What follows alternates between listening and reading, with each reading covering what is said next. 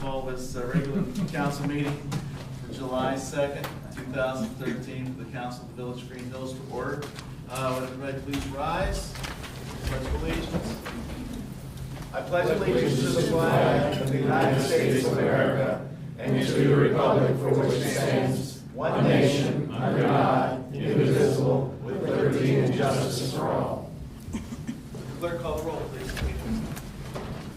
Adams. Here. Reeves. Here. Halter. Here. Hermes. Here. Walker. Here. Waterman. Here. Merle. Here. All right, before we move on with the approval of the minutes, everybody sort of met Neil Fertleman, our new police chief.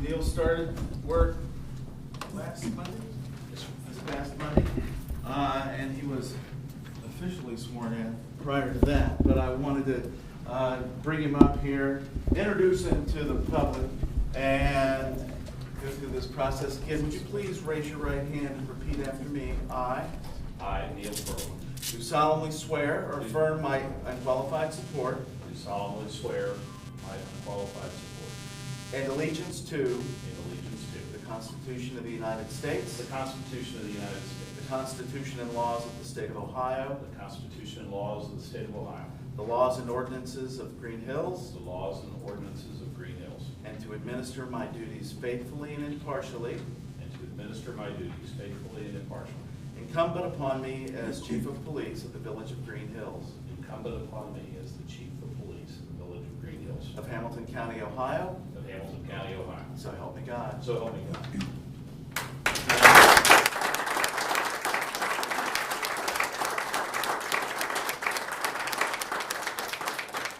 Neil comes to us from the city of Hamilton, where he was the police chief for 13 years. I was thinking 13 years. And he had served as a police officer in Hamilton for 36. You know, I should take notes before I start these things. But I had the pleasure to interview a number of candidates for this job. And Neil was by far and away the gentleman we thought was the right person to take this department and carry on the good work that Tom Doyle has done. And it would be remiss upon me not to thank Sergeant Ann Ward, who has done yeoman's work.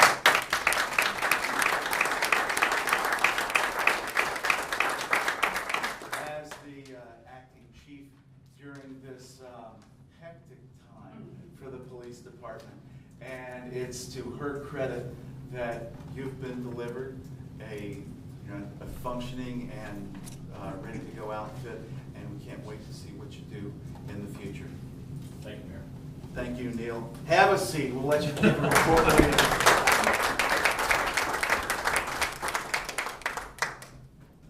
All right, at this point in the festivities, we have the opportunity to approve the minutes of the June 4th regular council meeting, the June 18th special and work session.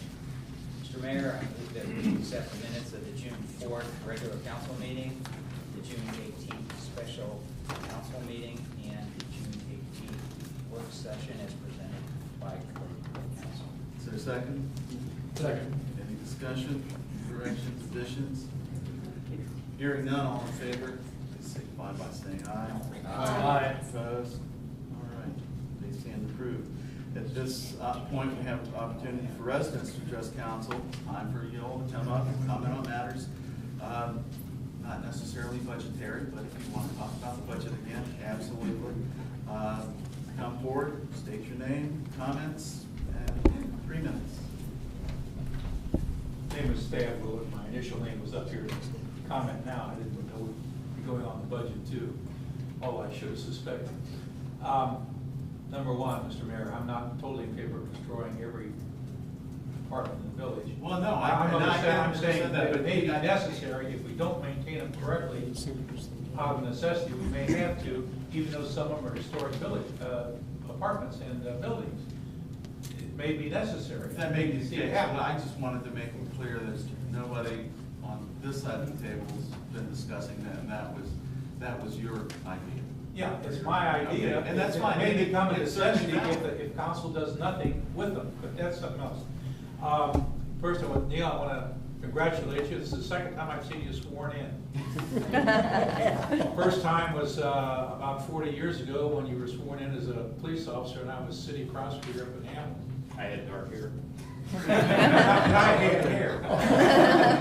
And now as a police chief of our village here, so congratulations.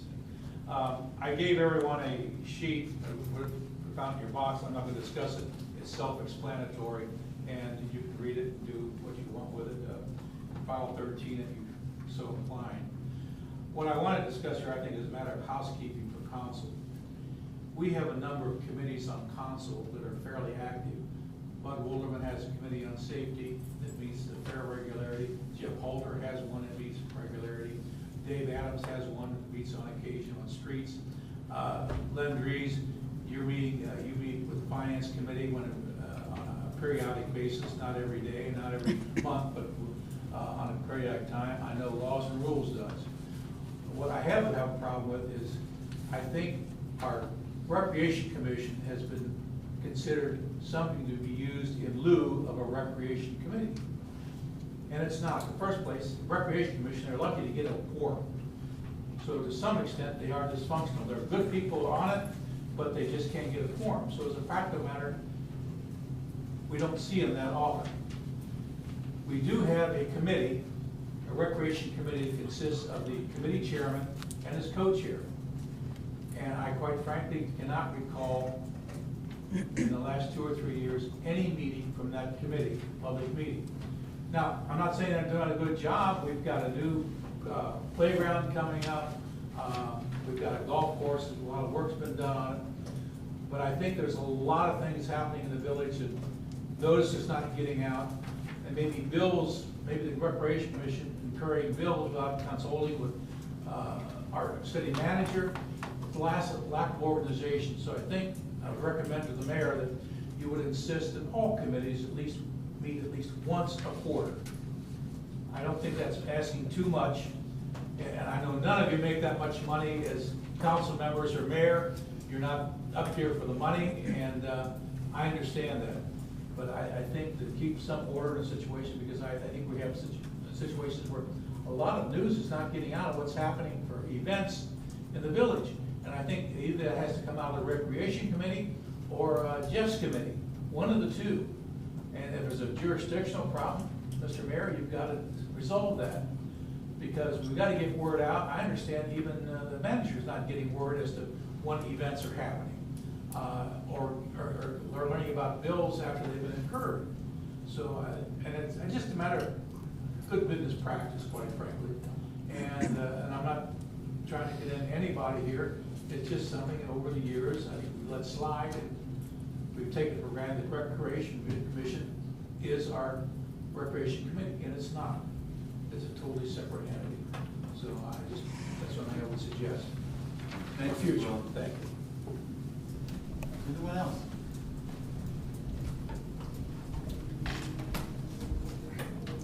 This is that pregnant pause when people are signing in. I get real nervous up here. You're in safe hands.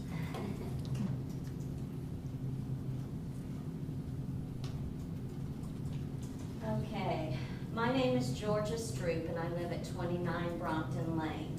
And I like to say I came to the village as a new bride, not a young bride, mind you, 5 years ago. And over the course of the last 5 years, I've been covering Greenhills regular council meetings for the Greenhills Journal, so I have to sit out there with the rest of you.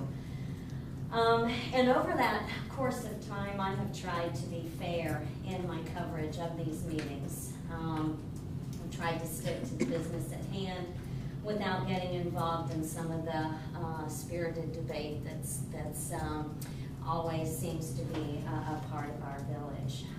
But tonight I'm addressing you as a citizen because I do love living in Greenhills, and I believe that you all do too. On June 5th, I was horrified to discover graphic, threatening graffiti virtually covering the entire athletic building of the Winton Woods Middle School. You folks who have lived here long enough know it as the old Greenhills High School.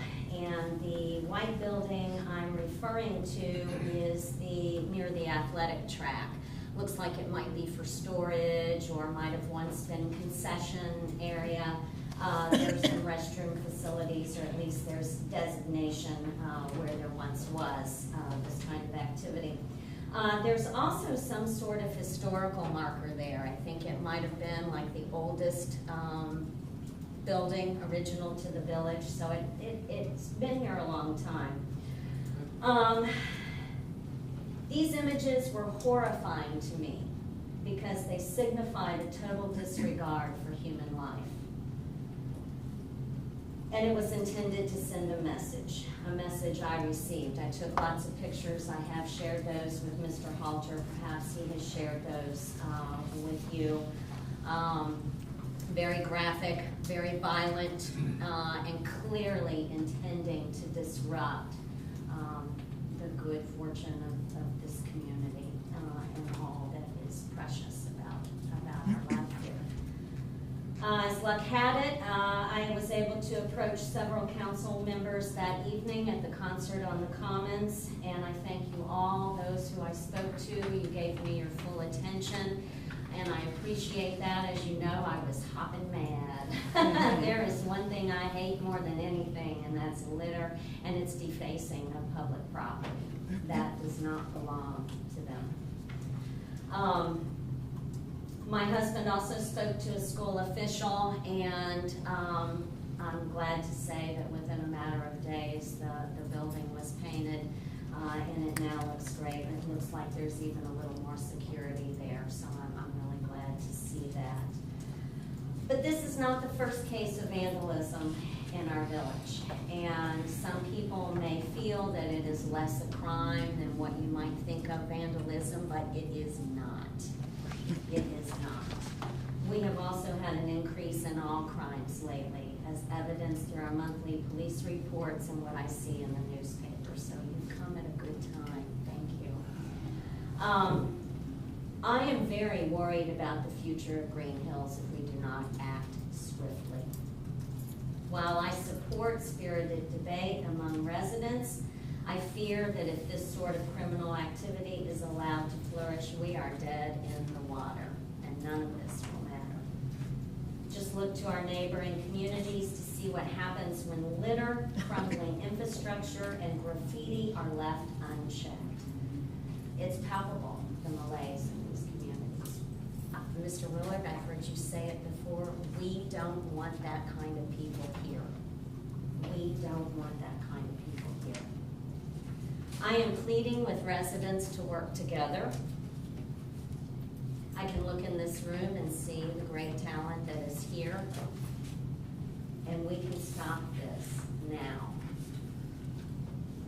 To the Greenhills Police Department, I do say thank you for your watchful eyes on Winton Road. I do know that you catch a lot of bad guys through your roadblocks, and you get a lot of people off the street who need to be there, off the street. But there is more than one way to catch a thief. Be visible and be petty. And I apologize to the legal team, but the criminals don't get to make the rules, we do. Enforce the laws and ordinances of this village. Criminals will leave when they are harassed. Residents, I say, do your part. Keep your belongings secure and don't invite crime through vulnerability. Crooks are opportunists. Don't give them the opportunity. If you're one of these people who leaves your windows down and all your belongings in your car, stop that. That is not right. I am interested in hearing people's ideas. I propose we start a conversation tonight that leads to immediate change. This grassroots initiative can only come from residents, and we don't have to like each other, we don't have to think the same way, we don't have to vote the same way, but we can come together on this issue. and you can talk to me anytime. I'm ready to listen, and I'm ready to put my words into action. Thank you. All right, thank you. And you vocalized very well a concern that all of us are deeply concerned about. I was, as you, horrified to see that graffiti on the Baker homestead. Believe it or not, how many kids did they raise in that building? I think 5. So, yeah, 5 kids to it, 7 people live in that building. It's a home, they're building this place. Interesting. But, you know, thanks to the school district for getting that cleaned up. But you make a good point. You know, we do not have a large police department. They can't be everywhere. And contrary to popular belief, they don't spend all their time sitting out on Winton Road trying to reel in speeders. That'd be too easy. But there aren't many. And, you know, one guy covered 3 square miles or 12 lane miles of a village. So it's incumbent upon all of us to keep our eyes open. If you see somebody that looks a little hinky, call 825-2101.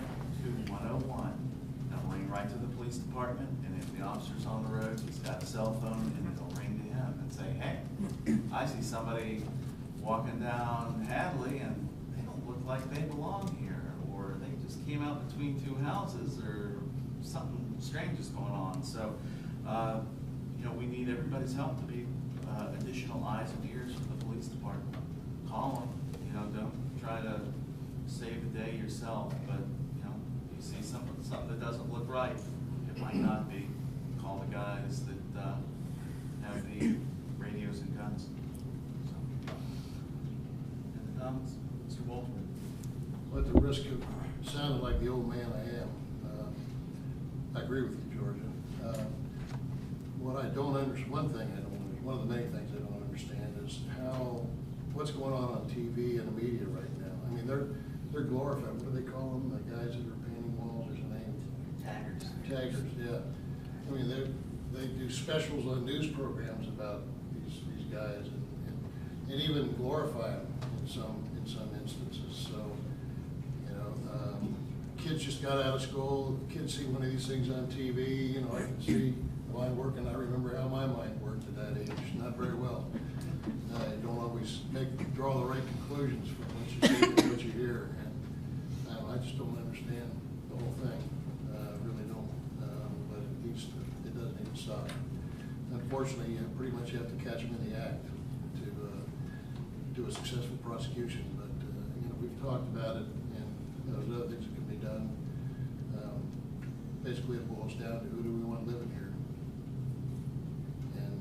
People we want living here, we need to encourage them to stay. People that we don't want living here, we need to encourage them to leave. And I want to add to that if I could, but one thing that just delivered was more paint to Diana and Doug that have been fighting the battle. And I know that when New York City was trying to get rid of their graffiti off their trains, the minute they identified it, they pulled a car off and they just stayed on top of it. There is no satisfaction to go through a lot of work and it's gone instantly. But you do have to stay on top of it, and I applaud people like that that are willing to volunteer, and we're always looking for others too that will fight that battle in an ethical, right manner. So. Thanks. Are there any other comments from the floor? Sort of. Sure. If you'd allow me just a moment, Mr. Mayor, before they leave, I wanted to thank some members of my family and others that came tonight to see me sworn in, and make just a couple very quick thank yous to my family, my wife Patty Fertelman.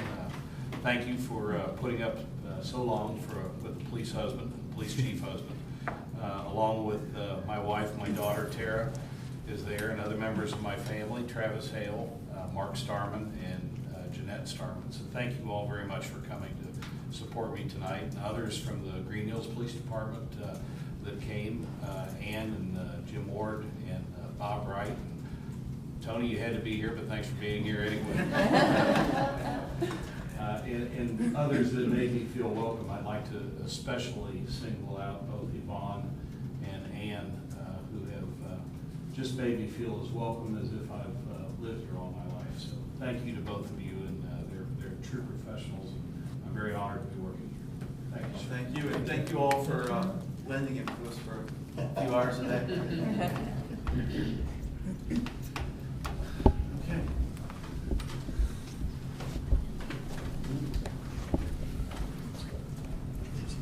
I'm Diana Kohler, 53 Alona Drive. And Georgia, thank you very much for your comments. They were well heard, and appreciate your concern about the village. I have been, as Jeff alluded to, fighting the battle at the shopping center on graffiti, and slowly we're making progress. As they graffiti, we've been covering it up. And I'm glad that others in the community feel an outrage at the graffiti and the looks of the village in that regard, and be glad when we can have the upper hand. I had a couple of comments about some procedural things that might have happened at the last council meeting. One is the Greenhills fee schedule. There was a question on the floor concerning the pool admissions, and that there is nothing for a senior admission. And I think that's a great concern, especially for our residents that are on limited incomes or in that area. The procedural part of it was where my concern came into play, and I'm glad that we made the adjustment. The fee schedule was approved by council on ordinance 2013-01F. Council reviewed the fee schedule, they had debate on it, and approved the fee schedule. The fee schedule has been revised now by the word of one council person saying, yeah, I'll go right ahead, where this should have been a new ordinance or resolution to modify the fee schedule that had been adopted by council. So I hope that we can address that and maybe make that the proper procedure so that we can continue with that fee for our residents.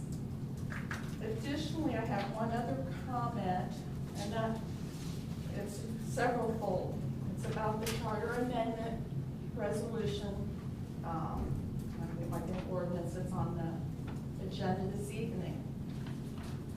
The ordinance 2013-12-L&R was passed on the 4th of June 2013. This was requesting that the Board of Elections puts our amendments onto the ballot in November. This was not an emergency ordinance, therefore it did not take effect for 30 days. On June the 11th, this paperwork was presented to the Board of Elections well before the date that this became effective. I'm concerned that we're not following the law in this regard, and I'm glad that we have an opportunity to make a correction to that. The ordinance was not in effect. It should not have been sent to the Board of Election. In that regard, I'm glad we have the new ordinance on there. I would hope that we could have some discussion or debate regarding, rather than one question, saying, do you want to approve these changes? I would like to see them broken down into littler categories. Some of them, such as the budget and such as the bidding contracts, where it's now $50,000. The amendments that have been suggested, I believe those have their own weight and own merit and should be presented separately from some of the minor changes that are in some of the other suggestions. So I hope that council will reflect on that and maybe consider breaking it into 2 or 3 different questions. That's all I have at this time. I appreciate you listening. Thank you. Thank you. Anyone else? Mary?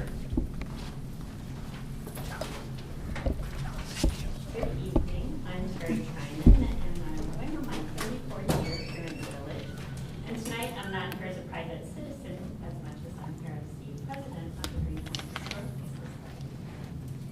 And I'm very happy to announce that the Greenhills Historical Society has published a book on Greenhills. This is part of the Arcadia series. And I'd like tonight to take the opportunity to invite everybody in the village to our official launching of the book, and our book signing, which is going to be happening this Saturday from 1 to 5 at the Greenhills.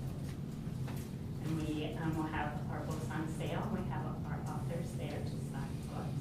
The price of the book is $22, which is the normal Arcadia price. And we're going to be offering a discounted family membership with the book for those who are really interested. And we'll also have our museum open from 1 to 5 if you want that.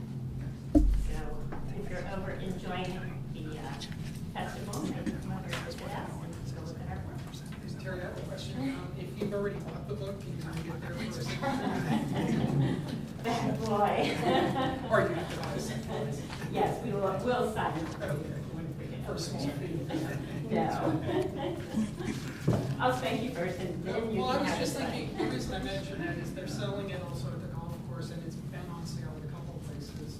The Walgreens up on the border is sold out a couple of times already.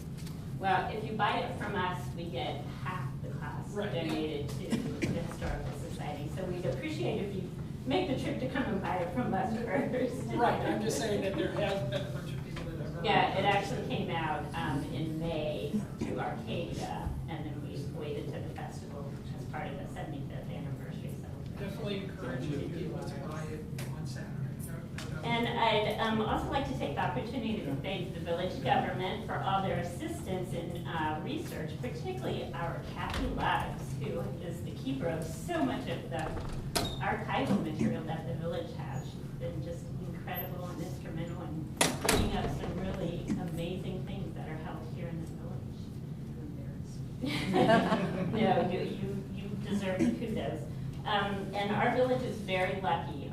Between what we have in our museum and also what we have here on file in the village with the government, we have some very rare archives covering the development, design, and the process of the building of our village. Even the other 2 Greenbelt towns do not have what we have. Greenbelt outside of Washington had a lot of documentation that ended up, because they were so close to Washington, it ended up in National Archives, so it's very difficult to get to. But here we have it on hand for anybody who wants to come and learn about us. Which they can do on Saturdays, correct? Yes. So thank you very much, and thank you, Kathy. All right. Thank you, Terry. Anyone else?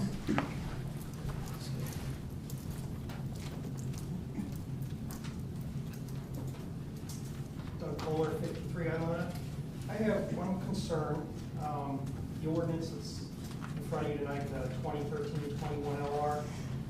When I read through it, I was really concerned. I had the pleasure to spend a lot of time with the Charter Review Committee that was in place last year, and I know they did a lot of work. I saw it every time they were here.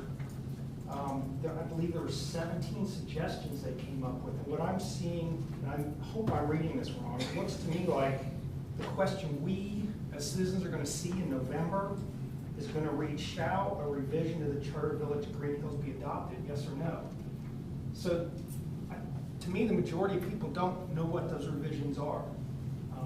And I've never seen it like that before, where we've got pages and pages of work, and then it's going to be boiled down to one yes and no question to the residents. I don't know if they get to see what these revisions are, or if they're just asking yes and no questions, should we revise them? I would hope that I'm wrong. I really do. I would hate to go to the go to vote and just say yes, no for revision this major. I know there's major things in there. There's some that are minor. It's, should we have 5 people on a committee or 7? Okay, that has ramifications, but not like how big a budget can be, or when is something an emergency or not. Some of those things were really important, but I just spent a lot of time on. First, I didn't understand this, so I hope you just think about what this means and how it's going to be presented to the citizens of Greenhills. Thanks. Thank you. Mr. Forbes, do you have any comments? Sure, I can address it now during my report. Why don't you during do that now? legislation. Okay. I suspected that there might be some questions about this. Here's what happened. Council has already adopted an ordinance to submit questions for the charter amendments. We have learned from the Board of Elections that if it's submitted the way it was submitted as amendments, that entire attachment of all the changes will have to be printed on the ballot. And what that means is probably, as the director of the Board of Elections explained to me, probably 3 full sides, 3 full pages, front and back of for a ballot for just the charter amendments. So what they proposed is that it be the charter, and it's a little bit of semantics here, but that the charter amendment be repealed and that it be resubmitted as a charter revision. And what that means is, to Mr. Kohler's point, what would appear on the ballot is just the question, should the charter be revised? There will be 2 opportunities then for the public to see, keep in mind, what's being proposed tonight are the exact same changes that council already acted on to submit to the Board of Elections. So you've got 2 things. One is anytime you do an amendment, revision, whatever you want to call it, to the charter, notice has to be given. So whether it was the ordinance you already adopted or whether you do it the way the ordinance is proposed tonight, notice has to be given either by mail to every registered voter in the village or by advertising in the newspaper. So the changes that have been suggested will be public. Also, what the Board of Elections tells me is that if it's submitted as a revision, like what's being proposed tonight, that those changes will be posted at the polling location. So it will be there for people to see. If they do it this way, they don't have to print it on the ballot, making a multi-page ballot just for these questions. So that's, what's on the agenda tonight is something that was really driven by the response we got from the Board of Elections. Because, by the way, the village has to pay the expense that's associated with the multi-page ballot. Can you be more specific when you say, I know it needs to get in the public's hands, that's a full copy, right? I mean, when you're saying that it's, has to be, I forget the term you use, posted or, not posted, but. Well, what the law says is that the public has to be provided notice of the proposed charter. But be more specific, what does That thing that was attached to the ordinance last time Right. will be given to, will be, and I don't know if the decision has been made how you're gonna do it. There are 2 ways the law allows. One is mail it to every registered voter. The other is to publish it in the newspaper. So what you already adopted or adopted to submit to the voters will be provided, likely published in the paper. But if you do it as a revision, like is being proposed tonight, that same exhibit will be posted at the polling location for people to see. It really boils down to, if you call it a revision, you don't have to have a 3-page front and back ballot. Well, and pardon me for getting into some of the details, but when I go to vote, I'm not looking to read a book at that polling site. So I don't see that as very practical myself. And I just wanted to find out, other communities that have a bundle like this, this quantity of changes, how, have you had other experience, or you know how that's been handled? I know of one other community that's had a number of changes, like this magnitude. They were not presented as individual issues, but they were also not presented as one total revision either. They were, I think, separated into 4 different Like categorized? bundles, or, yes. But in doing so, this was not in Hamilton County, but it was in a neighboring county. But then they had to incur they just decided they would put all full language on the ballot. Right, and what kind of cost is that? I don't know. I can't say. I just know the executive director of the Board of Elections said that there would be an additional cost incurred to have that multi-page ballot. It would be published nonetheless in the paper. It would be published either way, whether you did it under the ordinance that you did last month, or whether you do it what's being proposed I tonight. think it has to be distributed twice, is that correct? It is published in the paper twice? Yeah, I think. Yes. Yeah, And there's a time, I mean, I don't. I can't There's remember a certain statute, time that's when done. it has to be done, Yes. but it has to be either, as Mr. Ford said, mailed to every registered voter, which ends up getting mailed to, some dead folks and people who don't live here anymore, with the wrong address, or published in a newspaper general circulation.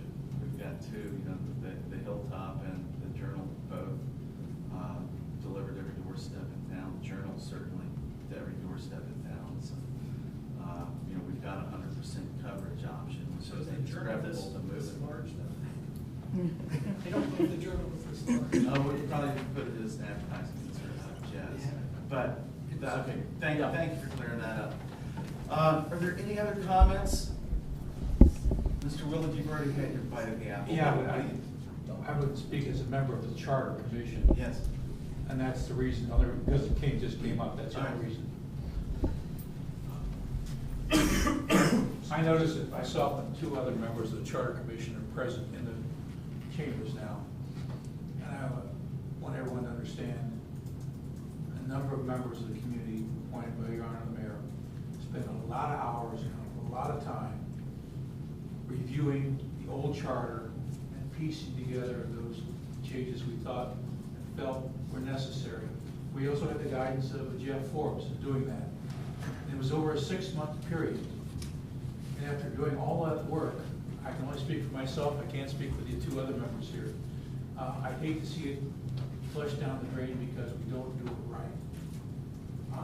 There are a number of changes made to the charter, and there were reasons for that.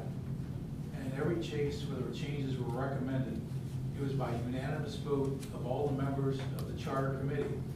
And if you recall, the charter committee was a broad cross-section of the community, not just one point of view. There were several points of view represented on that committee.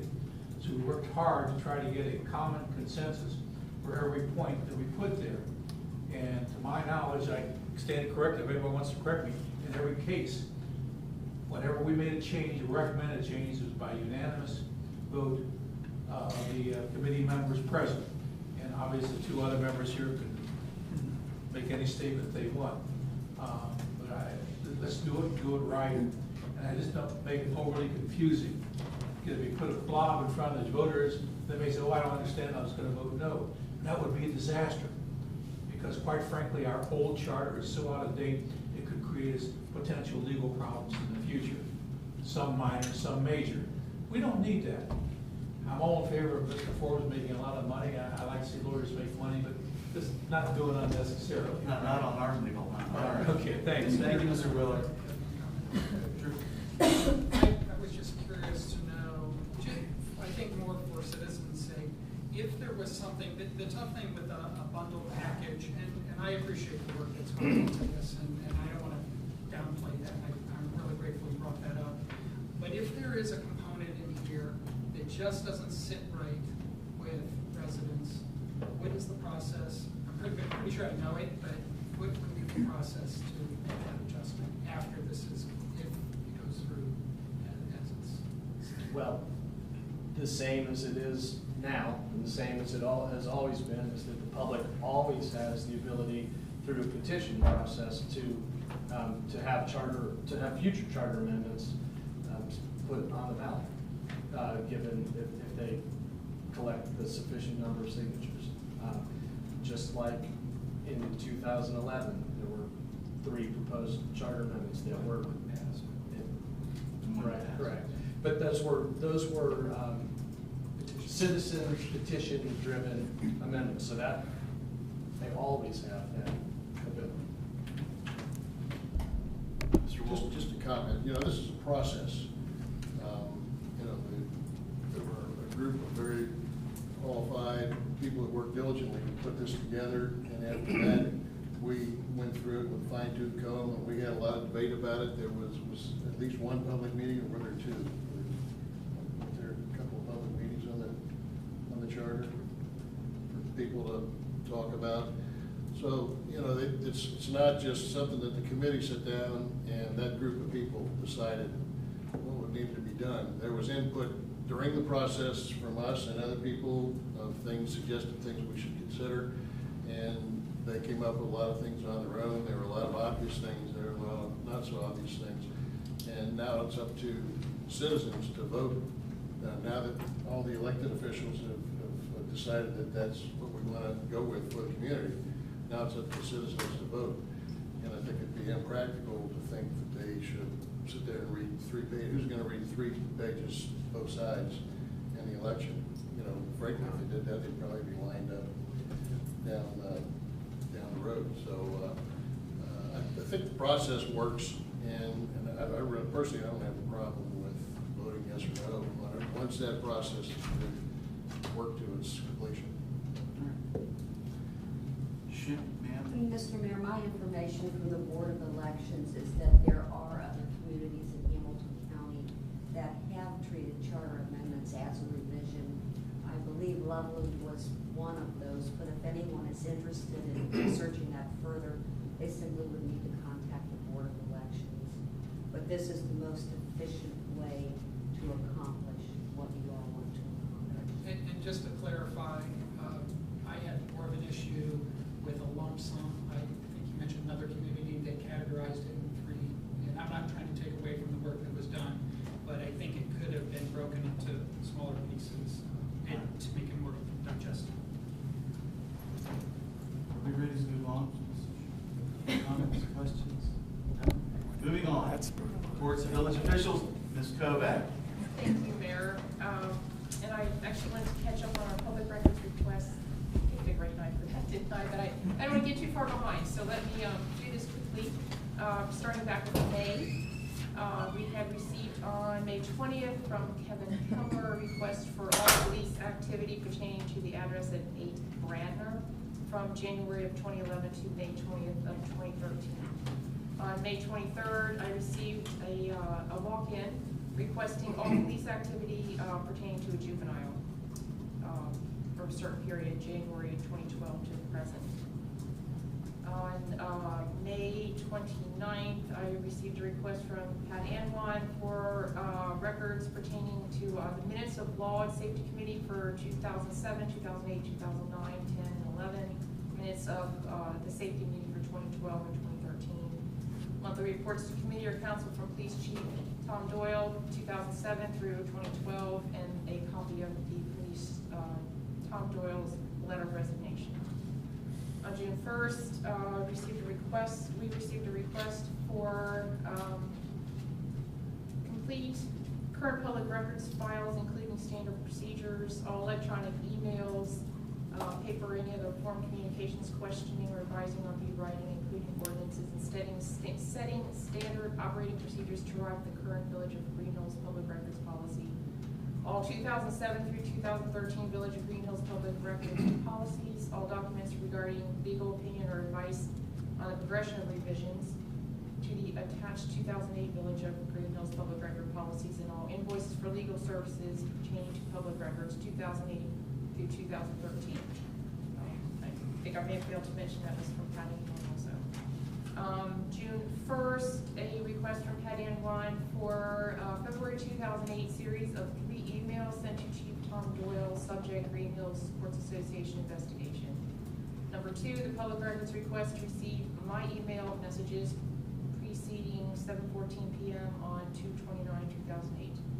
Number 3, the transmittal document email that conveyed my letters to Jeff Hansey for posting on junedale.com at 7:14 p.m.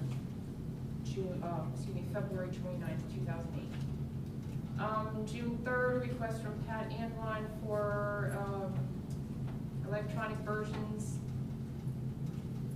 Adopt the revision of policy 2.02, sale and redevelopment of village-owned properties, all Greenhill policies for sale and redevelopment of village-owned policies, with revisions 2007 through June of 2013. And a copy of the ordinance resolution for the village to engage special counsel, copy of contract for special counsel, copies of all invoices and warrants issued, and payment of the special legal counsel that was dated September 16, 2008. June 13th, we received a request from Stephen Dapper for videos of the candidate forums, November 6, 2007, August, September, October, November, December, first Tuesday council meetings of 2008, January, February, March, May, June, July, August, September, October, November, December, first Tuesday council meetings of 2009, the candidate election forum, fall of 2009, and then January through December, first Tuesdays 2010. Includes our reports for May and June. Now I'd like to touch on some really great things that have been going on. So first of all, I put in front of you a copy of the 2012 annual report, which I was able to finish up, and I'll be getting this online later this week, so take a look at it. It includes administrative, building, code enforcement, police, fire, probably other things are all wrapped up in there, so take a look and let me know if you have any questions. Wanted to let you know that we are seeking bids for the Moise parking lot that we've talked about, and I hope to have a contractor selected for the council's meeting in August. Same for, we had the engineer provide a cost estimate to do some spot repairs, grinding and resurfacing of the north half of Farragut. We talked once that it's really in bad shape, getting worse rather quickly, but it is mostly the north side, the north lane. So the cost estimate's got a little high to do both. We really do feel that will extend the life of the street considerably by just addressing the north. That estimate right now is $37,000 to do those repairs. And again, I hope there can be some contractor selected and we can have that before council at the August meeting. Just this last week, we had potholes that were filled at the American Legion, also behind the shopping center, and the shopping center folks completed curbs, and some of the tenants were thrilled. They have sent thank you cards and are calling, so they were very patient. I know they were very frustrated too. We had to take a look at the storm sewers there, do some televising to make sure we weren't paving over broken pipes. They were patient. We appreciate that, so we're glad we could get that done. Tree pruning and removals have started, but they've also been really slowed down because of the rain. Unfortunately, because of the forecast, they'll probably just kind of hit or miss as the ground can support the equipment. I also have about $7,000 of additional removals that I would like. I don't know if by motion council could approve that while the vendor is here. Some of the trees that were previously on the prune list have actually had some branches fall out of them. They now need to be on the removal list. So I would like to get that done in this round if at all possible. Okay, the site prep work has started for the new playground, so that's very exciting. We're expecting the equipment to be delivered any day, and vendors ready to start installation as soon as that's delivered. We have talked about setting up a ribbon cutting for when that playground is done, but we don't have a date yet because it really depends on the schedule for when they're going to get the equipment installed. So stay tuned for that. We'll hopefully have a date for you real soon. It came up before for and follow up to the discussion of the work session, I did create the senior 75 and over, 65 and up rate of $4 a day, any time of the day. And as of July 8th, we're going to start half-price memberships as well. We've gotten a lot of questions for that. Another thing too, with our crazy weather, where we've been having like half good days, half rainy days, we're getting a lot of requests about rain checks. So we're working on a policy right now, and I hope to have something in place also by July 8th that will allow somebody to, dated time and dated tickets when people pay cash, so if they have a ticket for the time that we know the pool is closed, they could get in another day at no cost by showing us. So we're working on something like that already. Another really exciting thing that we have now done, we finished this today, and we have had Wi-Fi put into the boys and to the pool. So we think that'll be a great promotional thing. It should certainly help with the kinds of events we can attract to the banquet center, and for the convenience, and hope we will pick up some memberships at the pool if people can now come and use their laptops while they swim or whatever, vice versa, however that might work. Is Destiny's thing going to play that up as well? Yes. Yes, absolutely. And then I have a number of items I want to discuss with the legislation at the time, although I think I might touch on just a couple of them before you start into it, if I could. Pertaining especially to the health care, we were absolutely thrilled that we ended up with a 5.25 increase. We had discussions not knowing where that was going to land, so we were pretty thrilled with that. I do want to clarify for the public and remind council that that's a village picks up 50%, the employee picks up 20% of that cost. So that's a good thing. There's also a big ordinance that is on tonight for the Hamilton, related to rules and regulations for the Hamilton County Stormwater District. I did not put an emergency clause on that, but I am suggesting in my report to you that you do seriously consider adding one. The Stormwater District is getting their audit soon, and it will really be to our benefit to have those in place, or it will be fine. So I wanted to mention that before we got into the legislation. And I'll give other comments as we go. Okay, that concludes my report for now. Very well. Any questions for the manager? I just wanted to congratulate her about the rates of the insurance, because I believe the last I heard was going to be 11.76 or something like that. Right. And now when I saw that it's being the 5.25, I was thrilled.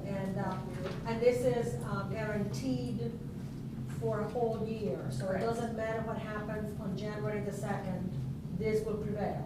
Yes. Okay. Also, thank you for getting the crosswalks on this, Mike, and where you put those up. I think it's a great benefit. It was a great suggestion that came from, I believe, Kathy on the Recreation Committee. I don't remember her last name, but I think it's just so helpful. You see the lines there, but when you see the signs, it does cause you to think that traffic across there. All right. Moving on, Water Director, Mr. Forbes. Thank you, Mayor. Just one item of potential interest for the village. As you probably know, on Sunday, the governor signed the state budget bill. And if you saw any media from that, it was 3,000. Seen one thing said it was 6,000 pages. One thing said it was about 3,500 pages. Either way, I haven't read them all yet. But one element, one of the pages in there that is of interest to local governments is something that came out of the Senate hearings and then the conference committee. There is going to be an additional reason now added to the state law for the list of reasons that public bodies can go into executive session. And your charter right now says that this council can go in. Council and its committees can go into executive session for the reasons identified in the Ohio Revised Code. Well, there was going to be, or there is now, a new one related to economic development applications. It's more complicated than just saying economic development. What came out of the conference committee is a little different than what the Senate put in, but once that final language I mean, it's available now, I'll get it distributed so you can see. The one interesting thing I will tell you is that to go into executive session for that new reason, unlike any other reason for executive session, requires the unanimous vote of council. And then when I read the other 3,000 pages, I'll let you know. Thanks, appreciate that. I've got a question for Jeff. I was the one that made the comment last meeting, let's just do it with the fee schedule. My intent was not to disrespect what we had done from a fee schedule standpoint, but to allow people 65 and over to go to the pool for $4. Is there anything we need to do legislatively, or is it, and if so, we will correct that? This was something that happened at the special meeting? No, we adopted a fee schedule Right. at the beginning of the year. But the discussion of the senior rate? Yes. Work session. Then, yes, I mean, yes, you should We will take do so at legislative the action August- to amend the Do we- fee schedule. And we have to do that by ordinance? Can I do it, can The I do fee it tonight by schedule- motion? Here's what I would suggest. I'm looking for a How suggestion. about this? The fee schedule was adopted by ordinance. Yes. I think it may be appropriate for council to consider a motion right now to modify that fee schedule. And then if you'd like legislation to come back and Codify it. exactly. I think by motion, if council approves it by a motion and tells the manager, go ahead and make that change, then it can be effective. If you want to do an ordinance to more formalize it or codify it as part of that other fee schedule, that's fine, but I think it would be appropriate for a vote of council. Mr. Mayor, an appropriate comment will have a motion. All right, so noted.